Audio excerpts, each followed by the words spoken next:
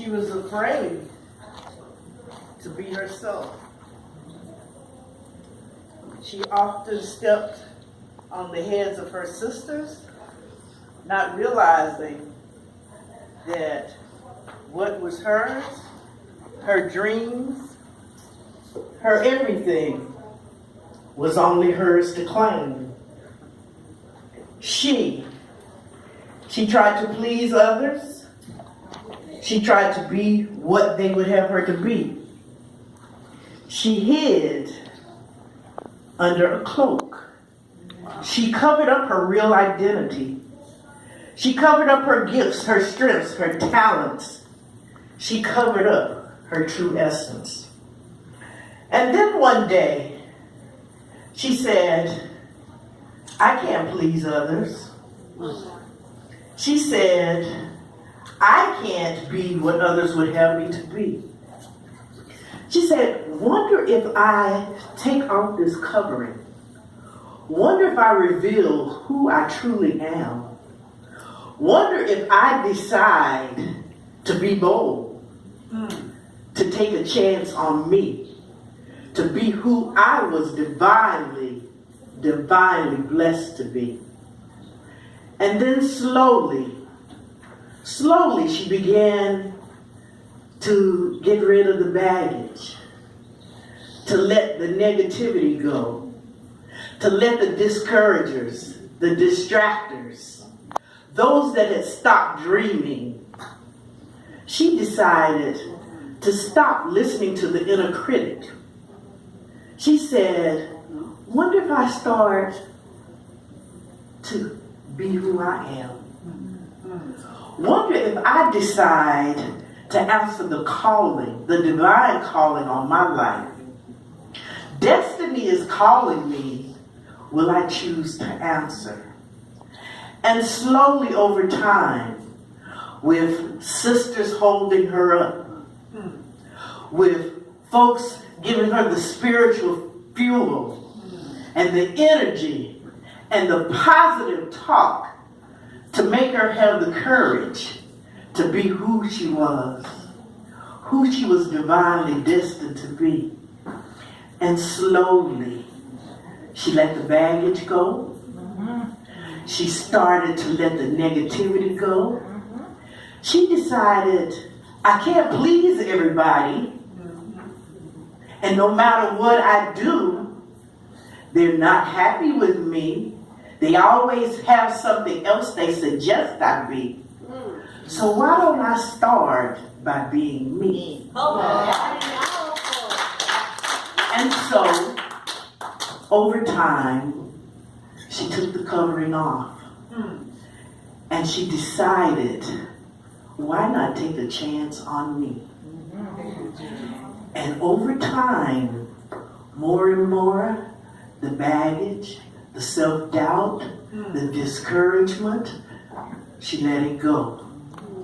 And more, she took the covering off. And she said, I'm going to take a chance on me. I'm going to be me. And what I say to everybody in the room today, each of us, when we were given the gift of life, we had a divine assignment. Nobody can fulfill that assignment but you. And once we realize that, then we realize we don't have to step on the head of another sister. We realize that the more we give, the more we get. Now, unfortunately, there's not a lot, and really not enough of us who understand that. Because I often say to people, if there was only one blessing, how could we not all thrive? Everybody in this room is breathing the oxygen. If the higher power, if God had only provided oxygen for only one person, where would be the rest of us? So that tells you there's enough blessings to go around. There's enough goodness to go around. And part of the theme for this International Women's Day is saying, be bold, for change, but change starts with that beautiful face that greets you in the mirror each and every morning, and the change starts with Y-O-U. And once we understand that and we start to do that, then we don't have to imitate someone else. We don't have to be fearful of celebrating someone else. Because when we do that, when we understand, when we know and claim our own power and recognize who we are, we don't have to walk around with that attitude. Now, what I'm sharing with you is part of my own journey and what I realized in my work across the U.S., the Caribbean, Africa, and Europe, that there's some commonalities that we as women struggle with each and every day. That because of our nature, we want people to like us. And because of our nature, until we get that spiritual wholeness, we sometimes don't know how to acknowledge and celebrate someone else. In my own journey, I used to direct a program for a college in South Carolina called Talent Search. Most people have heard of Upward Bound, but I was a Talent Search director. And this was to help first generation college students find their way to college. And I worked in 16, me and my staff, 16 schools. And one day the guidance counselor asked me would I come and do a program because there were a group of girls that were really struggling. So I went in and I started doing a group called Girls Talk. And more, I developed it into a curriculum, and I learned as much from the girls as I could share with them. And what I realized, it doesn't matter whether you have a GED or a PhD. We struggle with some of the same insecurities. We struggle with a lot of the same doubt. And this led me to the writing of my first book, which is called Woman's Guide to Soulful Living, 7 Keys to Life and Work Success. And I want to share with you what I have found to be 7 keys that in my work with women globally and in my own daily journey of growth. And the first key is introspection. Introspection. Because if you don't know who you are, you will answer the call to whatever somebody tells you you are. So it starts with being clear with who you are. And not loving yourself when you say, when I lose that 10 pounds, or when I get that next job, or when I reach that next pinnacle in my life. It's loving yourself right now, in the now. So the first thing is introspection, getting to know who you are. The next key is vision. If you don't have a vision for your life, what's your destination? Where are you going? And so have a clear vision about where you want to go. The third key is purpose. Everybody in here has a divine purpose. And many of you in the room right now, you're sitting on your purpose. And you know what that means. If you're sitting on it, where is it? And that means that in those quiet moments, when you have those conversations with yourself, that book, that business, that project, it's really tugging at your heart. And it keeps nagging and nagging and nagging you. Pick me up and pursue me. I need you to do this. But often, and I ask people this question all the time, if you take fear and finances off the table, what would you be doing? What brings you to tears? What do you feel like if it is not addressed, that the world is just going to crash and burn? Those are some insights into your calling. The next key is habits. Well, our habits will make or break us. I have habits that, gosh, and if I said how many years, even though I like to try to think I'm younger, it'll tell you how old I am. I have habits I'm still grappling with. Yes. Be very careful. We have to be very careful as women what habits we allow to come into our space that we get comfortable with. Because it only takes a few days for something to become a habit, and it takes far longer for us to get rid of that habit. The next key is relationships.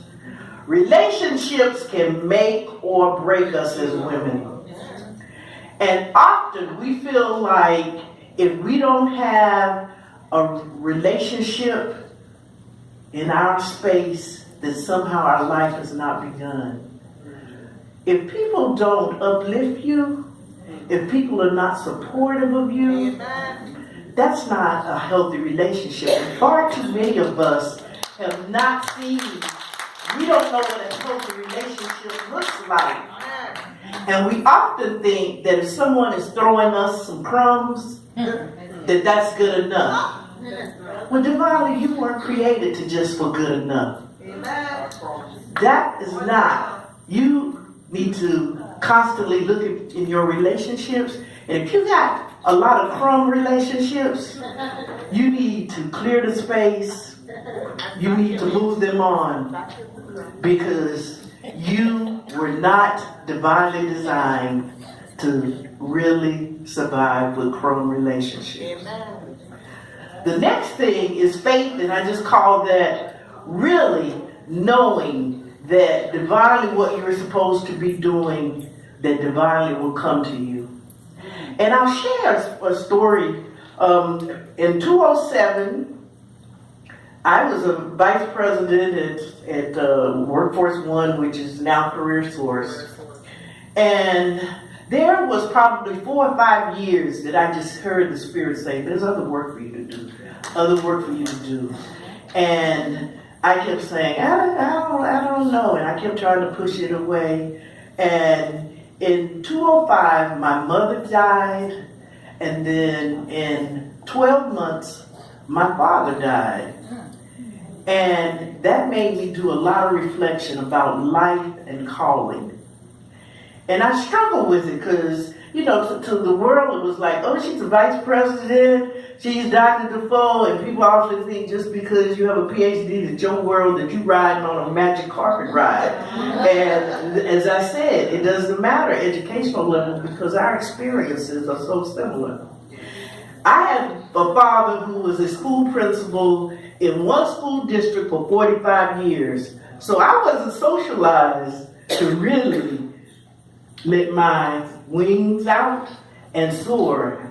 I was kind of trained to, you get one job and you stay there and hold on until you get the watch, you get the certificate, and they have the luncheon for you.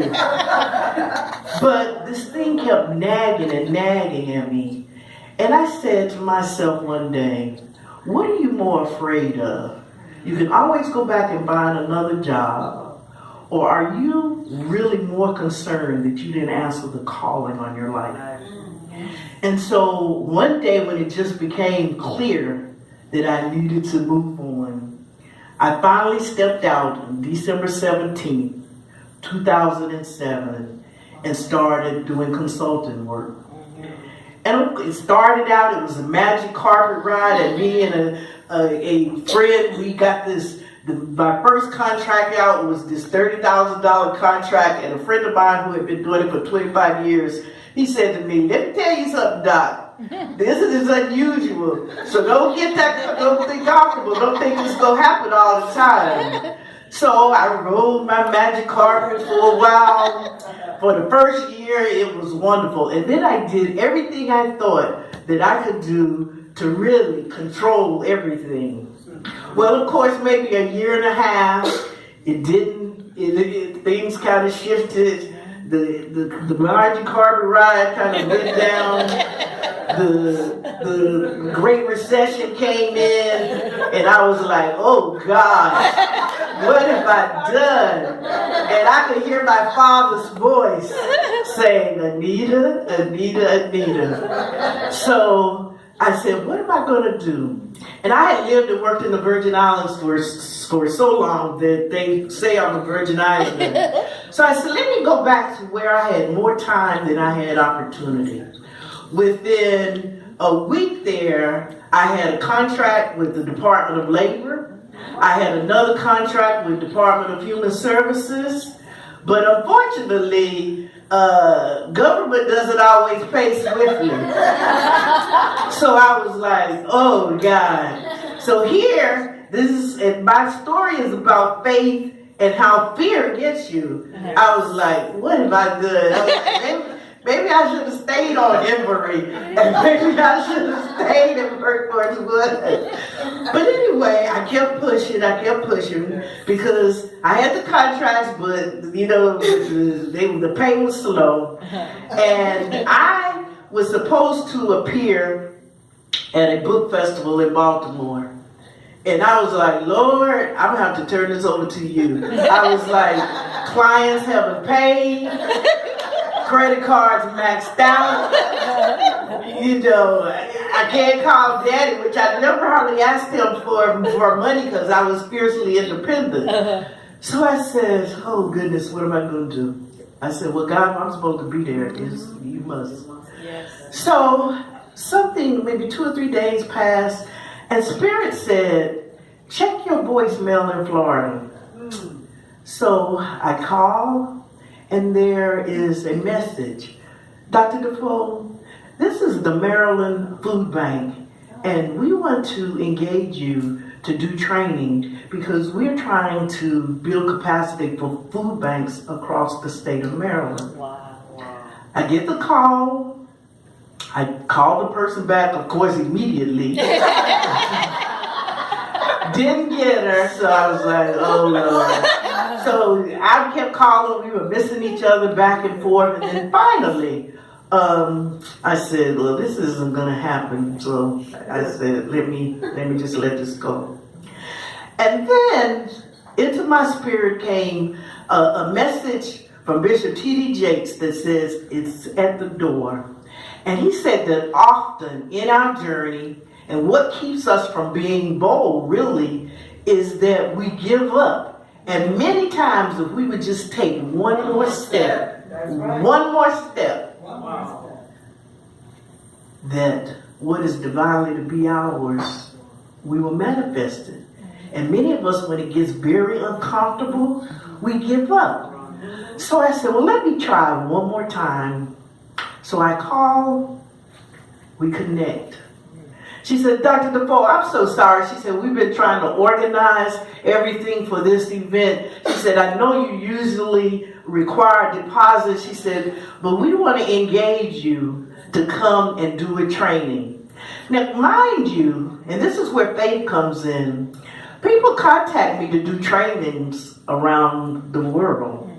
So that wasn't what was so mysterious, even to me to this day. And this keeps me with faith, even when I feel that there is a cloud over my head. She said, do you mind if we pay you when you get here? And I said, of course not. But the mystery of this all, and I still to this day don't know how they found me, except it was divine intervention. Wow. They flew me there the weekend I needed to be there for the book festival. I got on the airplane because they paid the ticket. They sent a driver for me. I'll never forget this. I had $20 in my pocket and I had my books. And I got on this plane with these maxed out credit cards. And they flew me there. They picked me up. I did the training. And it was the weekend I needed to be there for that book festival. Now that is nothing but divine intervention. And so what I'm saying to everybody in the room, if you choose to walk in purpose, and if you really answer the call divinely, what you need, it will come. It may not come on your time frame, but it will come. You just have to be bold. And you have to be willing to be a bit uncomfortable, to even do it while you're scared, but to keep pushing. And the last key is resiliency. Because being able to withstand those winds of change, it requires us to learn the lesson, but use it as we move on into our present and our future. Because if you spend all your time like this, in the rearview mirror, you're going to run into something. And you can't spend all your time, woulda, coulda, shoulda, what should I have done? That's not being bold. And that's not being for change. It all starts with you and looking in the mirror each and every day. The last thing I want to share, my mentor, John Maxwell, teaches us all the time that there's much a difference between answering your calling and a job. Mm-hmm. That everybody in here has a calling. And he was sharing with us that he's often asked the question, and John just had a birthday 70 something, and he was asked, how have you been able to really maintain your level of excellence for all these years? And the first thing he said is, my work is a calling. There's a difference between having a calling and just a job, because a job, you're just doing that and trying to get the next promotion. You're trying to hold on for those 30 years. He said, but my work is a calling. He said, and I was called. As he said, I didn't plan to be a writer. He said, I was always and first and foremost a minister. And I told my fiance at the time that, I'm probably going to be a poor minister most of the time. So let me tell you this. Let me let you know, so in case you don't want to accept this proposal. He said that he was having a challenge in his church. And that's when he wrote his first leadership book. And here we are now, some 70 books later, translated all around the world. And so sometimes things that we look at and think they're an obstacle, is really an opportunity in the making for us. Assemble a team, and we've heard that theme today. He has a teaching team, and as a group, they work to really spread what we call JMT DNA. His whole aspect, his whole philosophy about leadership. He also understands about retirement. He said, people ask him, well, John, when are you going to retire? You all every place. And then he just started the John Maxwell team a few years ago. And he said, I'm going to retire when I die, because that's my calling. And so everybody here in the room, whether it's politics, whether it's business, whether it's health, whatever it is, everybody in here has a calling. But what becomes the difficulty is if you choose to answer. Because it's easy to get into that comfort zone and just kind of, what I call it, grin and bear it, and be at a job where you're hitting the snooze button every morning trying to make yourself get up. And of course, we all have the economic realities that we have to face. But when we earnestly figure out a way to really answer the calling of what is burning in our hearts and our spirits, that is being bold. And that is being fearless. And sometimes you got to take a chance on you. And sometimes you might have to be on a dual path as you really are exploring your divine calling. But what I want to close with saying today is, it's not just about International Women's Day, March 8th. It's about us being fearless each and every day. It's about us choosing to walk our own truth, answering the call on your life, and not walking around hiding who you are. Too often as women, we are afraid to acknowledge and celebrate our own power and our own brilliance. If you look at all, and it has really grown into a major industry, the coaching industry. Northwestern University has this report out that it says the things that are inherent in women, we want to build consensus, we want everybody in the room to be happy. All the skills that coaches are working to really strengthen in other people, particularly men, there are things that come naturally to women. But we don't understand our own power. And we are afraid to often acknowledge this. And I'll just share this. Me and a dear sister friend of mine in Jamaica, Dr. Anita, she has this brilliant book out called Blood, Bodies, and Bullets. And she talks about how culture and social conditions, how it has really shaped the Jamaican landscape. And we were doing an event, and she said, Anita, did you sometimes go into the room and you're the only woman there at the table with a group of men, and everybody in the room is saying, go left, and you know that they should be making a decision right, but you, even when you have the right answer, you're sometimes afraid to say something, that you sit there quietly and you know that they are way off base. But because we feel uncomfortable, we won't say anything. And we talked about this at great length. And from that, and really I say God wrote it, my last book is called Follow Her Lead. Leadership Lessons for Women as They Journey from the Back Room to the Boardroom. And I used to teach leadership at universities, but what I found is there's a lot of books out here about theory, but it doesn't talk about the mindset and the mindset that we as women need to have, not only in our professional lives, but our personal lives. So I say, honor who you are. Acknowledge your brilliance. Get you a mastermind group of women who will celebrate you, encourage you. But sometimes they have to pull you on the coattail and pull you in check and say, now, Anita, you know that don't make sense. You need to stop. We need that kind of friend as well.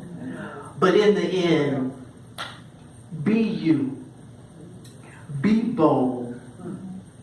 And know that change starts with us as women. Because we hear a lot about the girls' effect, but there's also something called the women's effect. And if you look at the World Economic Forum, if you look at a lot of researchers, they realize, and you see all this investment and conversation about investing in girls and women. Because what the research says is that women tend to spend 80% of any income that they earn back into the economy. So investing in women has become an economic development thing. And so we got to know our power, because when you educate them, when women get strong and when we are the catalyst for change, we're able not only to change families, we're able to change communities, and ultimately we are able to change the world. On that note, I'm going to drop the mic.